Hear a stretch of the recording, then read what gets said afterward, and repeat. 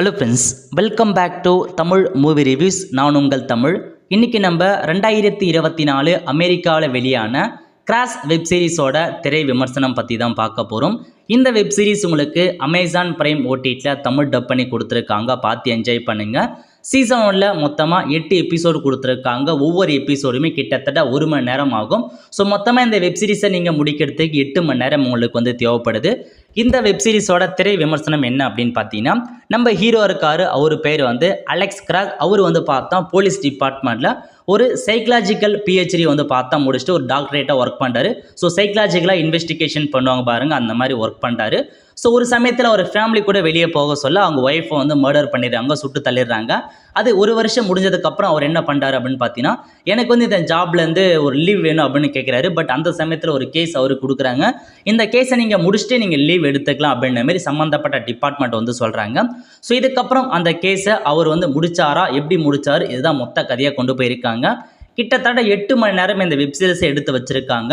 இதை ஒரு படமாக கன்வெர்ட் பண்ணி எடுத்திருந்தாங்க அப்படின்னா கண்டிப்பாக நல்லா போயிருக்கும். ஸோ 3 மணி நேரம் ஒரு படத்தை 8 மணி நேரம் வெப்சீரிஸாக கொண்டு போயிருக்காங்க. அந்த அளவுக்கு பார்த்தா இழுத்து அடிச்சிட்டாங்க.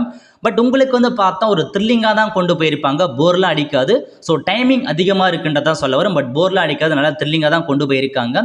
ஸோ வில்லன் யார் அப்படின்னு பார்த்தீங்கன்னா, அவர் ஒரு சைக்கோ த்ரில்லர், ஒரு சைக்கோ கில்லர்னே சொல்லலாம். அவர் பார்த்தோன்னா முகமுடியில் அணிஞ்ச ஒரு ஆர்டிஸ்ட், தன்னை ஒரு ஆர்டிஸ்ட்னு அவரே பார்த்தோன்னா இது பண்ணிவிட்டு ஸோ நிறையா மாடு வேஷம்லாம் போடுவார்.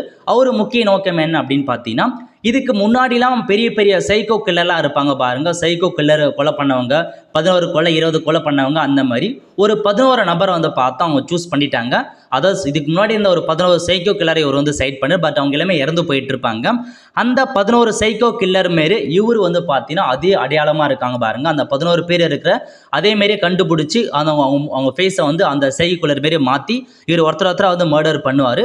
ஸோ அந்த சமயத்தில் பார்த்தா ஒரு நபரை ஸ்டார்டிங்கிலே கொலை பண்ணுறாங்க. அதை நம்ம ஹீரோ கிட்ட அந்த கேஸ் இன்வெஸ்டிகேஷன் வருது.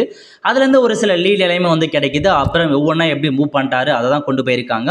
அது மட்டும் இல்லாமல் இவங்க ஒய்ஃப் இறந்து போனாங்க பாருங்க. அதுக்கும் பார்த்தா இன்னொரு நபர் நம்ம ஹீரோவுக்கு தொல்லை கொடுத்துட்டே இருப்பார். அதுக்கும் ஒரு கதையாக போயிட்டுருக்கு. மொத்தமாக ஹீரோவுக்கு 2 வகையான பிரச்சனை வருது. ஒன்று, அவங்க ஒய்ஃப் கொலை பண்ணாங்க பாருங்க. ஒய்ஃப் கொலை பண்ணவங்க த்ரெட்டு இவருக்கு தொல்லை கொடுத்துட்டே இருக்காங்க.